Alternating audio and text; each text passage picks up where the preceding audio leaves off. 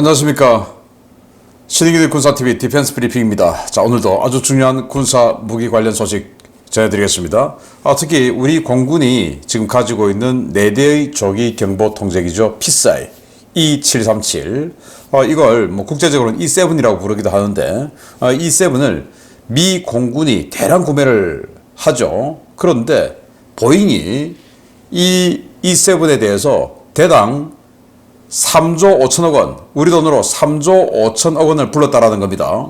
그런데 우리 한국 공군은 이 E7 지금 추가 도입하는 거 4대 예산에 3조 원인데 보잉은 미 공군에 한 대에 3.5조 원. 어떻게 된 겁니까? 이게 실화냐? 이게 무슨 B2 스텔스 폭격기냐? 라는 그런 생각이 들 정도인데 도대체 어떻게 협상이 진행되고 있는지, 우리 공군은 과연 살 수나 있는지 보도록 하겠습니다. 자, 5가지 단신 먼저 보겠습니다. 이집트는 중국과 J-10C 그리고 J-31 스텔스 전투기 대량 구매 협상 중이다 라는 소식이 나왔는데, 그럼 우리 FA-50은 어떻게 되나요? 여기에서부터 이탈리아는 타운디 레벨급 초계함이라 쓰고 구축함이라 부른다 라는 이 배에 대한 최종함 진수했다 라는 소식인데요. 보겠습니다. 첫 번째입니다.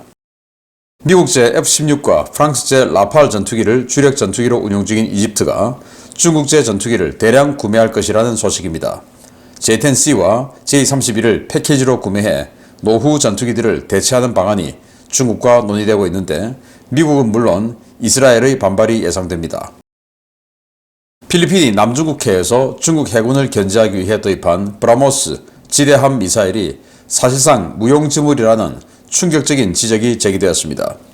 미국 싱크탱크 카네기 국제평화재단이 필리핀 측의 C4ISR 자산 부재를 이유로 필리핀의 브라모스가 정상적으로 사용될 수 없다는 주장을 제기해 파문이 일고 있습니다.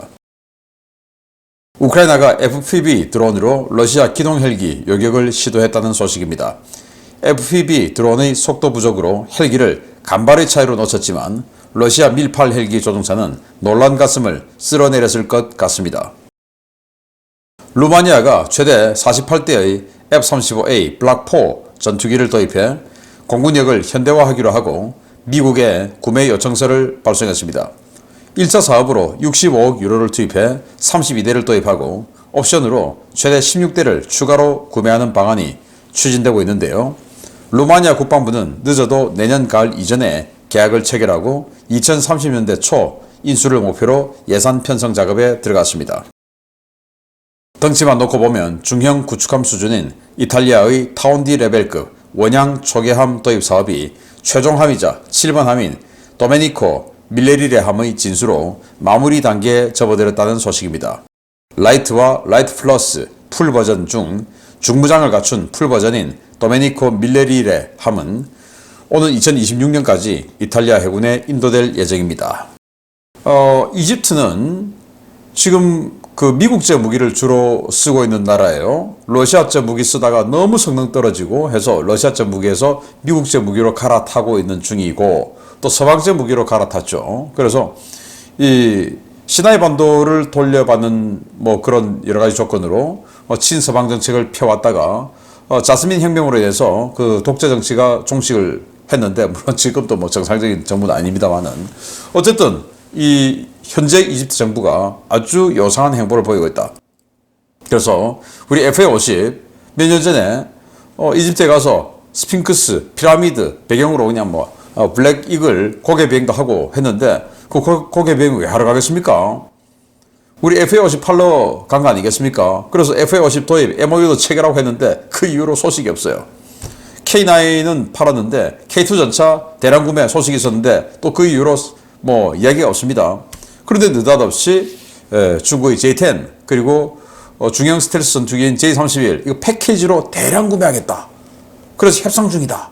이런 이야기가 나왔는데, 지금 현재 이집트는 F-16CD형 우리 한국이 쓰고 있는 거하고 똑같은 버전이죠. 그 CD형 218대 어마어마하게 많죠. CD형 218대 F-16 그리고 미라지5 81대 그리고 또 미라지 2005 미라지5는 아주 구형인데 미라지 2005는 쓸만하죠. 요거 19대 그리고 라팔 55대 샀어요. 그리고는 이제 러시아제 미그 29M 40세대가 있는데 이건 뭐 지금 부품 공급도 힘들고 뭐 이렇습니다. 그런데 이걸 지금 미라지 5 요거 81대 그리고 F-16CD형 중에서 조창기형 이거 대체 물량으로 중국제 J10, J31 이걸 하겠다라는 건데 이러면 이제 미국이 F-16에 대한 부품 공급을 끊어버리겠죠. 그러면 F-16 전부 다 못 쓰게 되는데 그래서 미라지 5 이거 대체용으로 우리 FA-50 뭐 산다 뭐 이렇게 하다가 갑자기 그냥 이렇게 아무 이야기 없다가 돌아서 버렸는데 지금 그들이 218대나 가지고 있는 미국 전투기인 F-16 부품 공급 끊기고 나면 뜨거라 할런지 하여튼 이 미국의 첫 번째 적국인 중국제 전투기로 공군력을 바꾸겠다라는 이런 이집트 정부의 행보가 놀랍기만 합니다. 정신 차리기 바랍니다. 미국 싱크탱크가 필리핀이 인도의 브라모스 지대함 미사일, 초음속 지대함 미사일 샀죠. 그런데 이거 제대로 사용할 수가 없다. 왜? C4야 SR 자산이 없다. 감시정찰, 지휘통제 시스템, 또 정보 전력 이게 없다. 그러니까 뭐 어디에 있는지 또 그 정보 표적 좌표 다 받아서 여기에 입력해주고 해야 되는데 그런 능력이 없다. 그래서 펀치만 있지 눈과 뇌가 없다. 어떻게 그럼 맞추냐? 라는 글을 기고를 했는데 이거 이제 카네기 국제평화재단의 애슐리 텔리스 연구원이 인도 매체 더 프린트에 기고를 했습니다. 자, 이 말은 미국제 감시정찰 자산하고 이거하고 연동이 되기 힘들겠죠. 그러니까 인도의 무인정찰기 이런 거 좀 사서 좀 엮어라. 그래야 쏠 수 있다. 라는 촉구를 필리핀 정부에 한 것이 아닌가라고 생각이 됩니다. 펀치는 있는데 눈과 뇌가 없다. 펀치 못 쓰죠. 빨리 뭔가를 갖추기 바랍니다. 자, 이거 동영상 보시면요. 밀8 헬기 날아오는데 드론이 쑥 지나가요. 간발의 차이로 지나가요.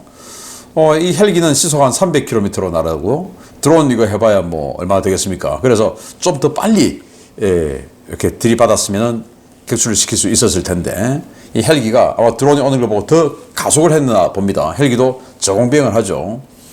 그래서 못 맞췄는데 이게 최초의 이 소형 FPV 드론으로 헬기를 격추시키려고 하는 요격 시도했던 첫 번째 사례인데 이거 이제 간발의 차이로 실패했습니다. 자, 이러면 뭔가 교훈이 생기겠죠. 자, 그러면 다음부터는 조금 더 빨리 뭐 이런 게 있을 겁니다. 아마 다음은 이 러시아 헬기가 우크라이나의 FPV 드론에 격추되었다라는 소식이 나올 수도 있게 될 것 같습니다. 정말 아주 간발의 차이인데 헬기도 굉장히 저공비행하고 있네요. 왜냐하면 레이더에 걸리지 않기 위해서 이런 상황입니다.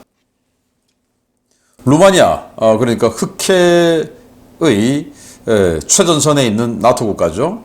이 루마니아의 동쪽에 우크라이나가 있으니까 그래서 유럽 남부 지역의 최전선이 루마니아인데 경제력이 좀 약하죠. 우리 한국제 지상무기로 지금 완전히 도배할 생각을 하고 있는데 제일 중요한 건 또 공군력이죠. 그래서 지금 현재 포르투갈에서 퇴역한 중고 F-16 그리고 노르웨이에서 퇴역한 중고 F-16 이런 것들로 지금 세팅을 공군력을 해놓고 있는데 그게 이제 40여 대 돼요. 이걸 1대1로 F-35로 바꾸겠다라는 건데 계획은 정말 좋습니다. 이 F-16 초창기형들을 이렇게 F-35로 대체를 하면 공군력이 완전히 퀀텀 점프 하게 되는 셈이 되겠죠. 그런데 문제는 돈이 있나? 라는 거예요. 우리 한국제 무기도 많이 사야 되는데 지상장비들. 그래서 25년에 계약을 해서 30년대 초부터 해서 장기간 납품을 좀 받겠다. 장기간으로 이렇게 사업기간을 길게 늘어뜨려야 조금씩 예산이 투입되니까 그렇게 하겠다라는 건데 그렇게라도 해서 나토 최전선에 F-35가 이렇게 수십 대가 배치가 된다면 러시아에게는 굉장히 큰 두려움의 대상이 될 수도 있을 것 같습니다. 잘 되기 바랍니다.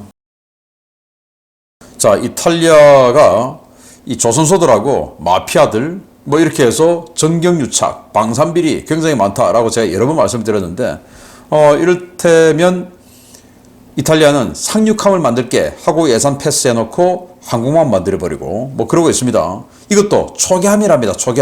초계함인데 5,880톤 우리 충무공 유순신함 그게 뭐 한 만재배 수량 5,000톤, 5,200톤 이 정도 되죠. 그런데 우리 충무공 이순신 함보다 10% 이상을 더 커요, 덩치가. 그런데 초기함이라고 불러요. 우리 충무공 이순신 함은 구축함이라고 부르는데, 사실 뭐 요즘 이 5,000톤 클래스 가지고 구축함, 또 이것도 요새 트렌드가 아니죠. 요즘 이 정도는 호위함, 프리깃이라고 부르는데, 우리는 3,800톤짜리 광개토대왕도 디스트로이어, 구축함이라고 부르죠. 좀 부끄럽습니다. 이제 한국 그 정도 레벨 아니니까 이제는 5,000톤 이런 거 호위함이라고 하고, 한 8,000톤 뭐 이런 거 정도 되면 구축함이라고 하는 국제적 트렌드를 좀 따르게 됐으면 좋겠고, 아무튼 우리 충무공 이순신 구축함보다 더 큰 5,880톤짜리 무장도 튼실해요. 수직발사관이 16, 16셀이 있는데 여기에 120km 날아가는 함대공 미사일인 아스터 30 16발 들어가죠. 그리고 오토메 대한미사일 8발 들어가죠. 그리고 이 헐마운트 소나 있죠. 그리고 예인 소나도 있어요. 대잠 능력도 아주 출중합니다. 그리고 사면 고정 위상배열 레이더.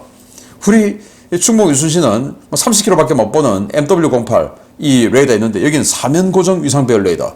완전히 그냥 뭐 성능 우리 충무공 이순신 완전히 그냥 위에 있는 그런 성능인데, 이걸 초기함이라고 하고는 예산을 쫙 통과시키고 돈이 부족하네 해서 점점점 예산을 더 투입해서 이렇게 만들어버린 거예요. 방산 비리가 긍정적으로 아웃풋이 나오는 아주 그런 대표적인 예인데, 이런 방산 비리는 물론 이런 비리는 있어서는 안 되겠습니다만은 이런 거는 조금 그래도 나중에 혹시나 법적인 처벌을 받게 되더라도 좀 약하게 해줄 필요가 있다라는 생각이 들 정도로 아주 긍정적으로 나왔어요. 아무튼 이탈리아가 이렇게 마피아가 조선소와 연결이 되어 있다 보니까 이런 희한한 일들이 발생하는데, 이 중에 7척이 이제 마지막 7번 함이에요.